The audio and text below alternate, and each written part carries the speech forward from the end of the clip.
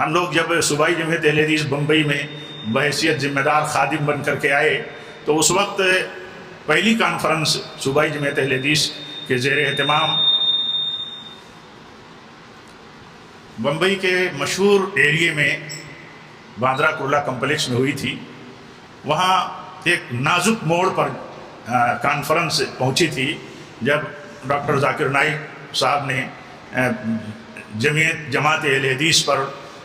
نامناسب، غیر اصولی، لا علمی یا جو بھی بنیاد کہی جائے اس پر انہوں نے جب طنز کیا تھا اور جماعت اہل حدیث کو ایسے ہی ایک فرقہ ٹھہرانے کی کوشش کی تھی جیسے دوسرے فرقے ہیں. تو اس وقت اسٹیج پر کسی کو کچھ نہیں سمجھ میں آ رہا تھا کہ اتنا بڑا تقریباً 50,000 کا مجمع تھا. اس وقت لوگ ایسا لگ رہا تھا کہ جیسے ٹوٹ گئے، ایسی صورتحال تھی.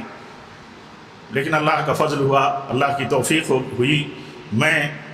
اسٹیج پر تمام جماعت کے، میں یہ ریکارڈ پر یہ بات کہتا ہوں، تمام بڑے ملک کے علماء کرام جو موجود تھے سب سے مشورہ کر کے تھوڑے ہی وقت میں جو منٹ 2 منٹ کا وقفہ گزرا ہوگا، رحمانی صاحب کے لیے اجازت لی گئی. اجازت میں نے لی کہ اس کا جواب رحمانی صاحب کی زبان سے ہونا چاہیے. اللہ کے فضل سے انہوں نے جس طرح جواب دیا وہ ایسا آج بھی سنتے ہیں تو احساس ہوتا ہے کہ جیسے اللہ کی طرف سے القاء ہوتا تھا، جیسے اللہ تعالیٰ کی طرف سے وہ توفیق اتر رہی تھی کہ آپ نے اہل علم کو نہیں، ساری عوام کو اس مطلب اپنے کلمات کے ذریعے وہ جو صورتحال بن گئی تھی ڈاکٹر صاحب کی زبانی اور بیان سے، اس میں ایسا سنبھالا کہ لوگ اچھل پڑے. ایسا لگا کہ ہاں ہم کہاں تھے ابھی اور کہاں پہنچ گئے. ہمارے بعض ساتھیوں نے واللہ کہا اللہ تعالیٰ میری عمر آپ کو دے دے رحمانی صاحب، آپ نے آج جماعت کی اور ہماری مسلک کی لاج رکھی. تو یہ بہرکیف بہت ساری مثالیں ہیں، واقعات ہیں آپ کی زندگی کے. اور آپ لوگ اگر ادارے سے آپ کا تعلق ہے، اگر آپ لوگ پڑھیں گے عزیز طالبات اور معلمات، تو بہت ساری مثالیں آپ کو ملیں گی. تو بھائی نے، ہمارے فاضل نے یہ بات چھیڑی ہمارے تعلقات کی. تو تعلقات الحمدللہ بہت رہے، بہت لمبے رہے، طویل رہے. بہت سارے موڑ پر بھی ہم سب ساتھ رہے، مشن کی بنیاد پر، مسلک کے اور عقیدے کی بنیاد پر. اور وہی ہم سمجھتے ہیں کہ آج فتنوں کے دور میں وہ سب سے بڑا ہمارے لیے سرمایہ ہے. وہ سرمایہ ہم سب کو محفوظ رکھنا ہے، اس سرمایے کو عام کرنا ہے. اس سرمایے کے لیے غیرت مندانہ زندگی گزارنی ہے، جو ہمارے ادارے کے مؤسس رحمہ اللہ کی خصوصیت تھی، جس میں میں نہیں سمجھتا کہ جماعت کے ہاں کسی کا بھی آپ کی سلفیت کی غیرت مندی کے باب میں کوئی اختلاف ہو. یہ بہت بڑی بات ہے. اور اسی لیے میں کہا کرتا ہوں کہ یہ ادارہ اور اس ادارے کے منتسبین یہ ایک طرح سلفی دعوت کے لیے اپنا رمز رکھتے ہیں. یہ ایک طرح سے نشان بنے ہوئے ہیں اور اس کی بنیاد اللہ کے فضل و توفیق سے رحمانی صاحب اور ان کے مخلص ساتھیوں کی مطلب برکتیں ہیں جو نظر ہمیں آ رہی ہیں. اللہ تعالیٰ سب کی کوششوں کو قبول فرمائے اور مغفرت فرمائے. والد گرامی رحمۃ اللہ علیہ کے تعلق سے امیر محترم نے جو ایک خاکہ پیش کیا تھا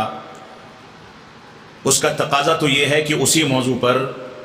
کچھ گفتگو کی جائے. یہ طرح امتیاز تھا والد گرامی رحمۃ اللہ علیہ کا، اور میں سمجھتا ہوں کہ کسی بھی شخصیت کے یہاں کچھ ایسی خوبیاں ہوتی ہیں جن کی بنیاد پر ہم رب کریم سے یہ توقع رکھتے ہیں کہ اللہ رب العالمین ان کو اعلیٰ علیین میں جگہ عطا فرمائے گا. عیوب سے کوئی پاک نہیں، کوئی کمیوں، کوتاہیوں اور سستیوں سے پاک و صاف نہیں ہو سکتا. لیکن کچھ امتیازات ہوتے ہیں، اور وہ امتیازات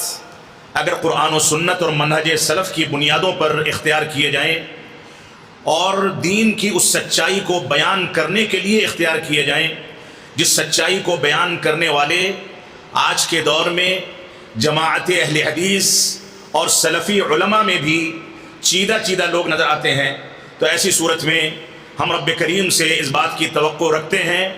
قوی امید رکھتے ہیں کہ اللہ رب العالمین ان واقعات کو اور اس طرح کے ان کے مواقف کو ان کے لیے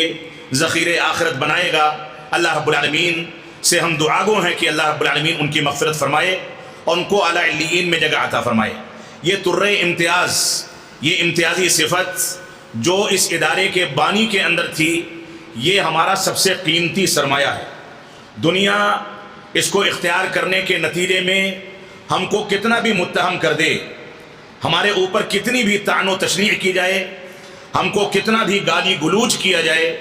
کتنا بھی لعن طعن کیا جائے، کتنا بھی نشانہ بنایا جائے، لیکن رب کائنات کی نصرت و توفیق سے قرآن و سنت اور منہج سلف کی بنیادوں پر علماء کرام کی جماعت کے رائے مشورے کے بعد یہ جو اقدامات اختیار کیے جاتے ہیں، ہم اس میں کسی بھی صورت میں تنازل کرنے کو تیار نہیں ہیں۔ یہ رب کائنات نے امتیاز دے کر کے ہماری ذمہ داری اور ہمارے کندھوں پر یہ ذمہ داری عائد کی ہے کہ ہم اس مشن کو لے کر کے چلیں۔ اس دنیا سے گزر جانے کے بعد جب ہم کو مٹی کے حوالے کر دیا جائے گا تو یہ مشن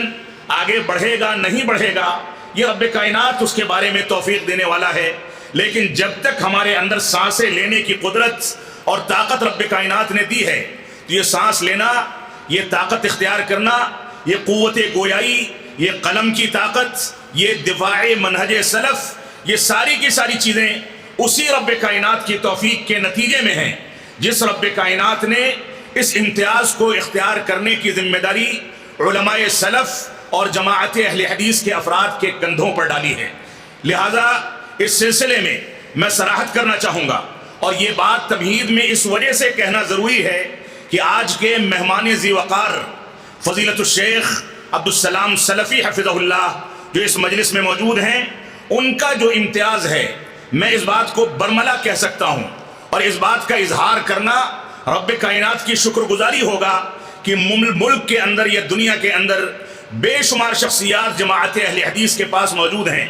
بے شمار علماء موجود ہیں، قابل اور فاضل مدرسین، خطبہ، واعظین اور بڑی بڑی شخصیات موجود ہیں۔ رب کائنات نے ہر علاقے میں، ہر بستی میں، ہر دیہات میں، ہر شہر میں، ہر ادارے میں ایسی شخصیات رکھی ہیں، لیکن وہ شخصیات جن کو منہجی بنیادوں پر جماعت کی قیادت کی ذمہ داری دی جا سکتی ہے، میں سمجھتا ہوں کہ ان میں فضیلت الشیخ عبدالسلام سلفی حفظہ اللہ اپنی حکمت و دانائی کے نتیجے میں صف اول کے شہسواروں میں سے ہیں۔ یہ اللہ رب العالمین کا فضل و کرم ہے کہ اللہ رب العالمین نے ان لوگوں کو منہج سلف کی ترویج کے لیے منتخب فرمایا ہے۔ اگر کہیں اخلاص میں کوئی کمی ہے، تقوی اور پرہیزگاری میں کوئی کمی ہے، تو یہ کمی رب کائنات کی ذات سے امید ہے کہ اسی منہج سلف کی برکتوں کی بنیاد پر رب کائنات ان کمیوں کو دور فرمائے گا، اور اسی بنیاد پر رب کائنات اخلاص اور تقوی کی توفیق عطا فرمائے گا۔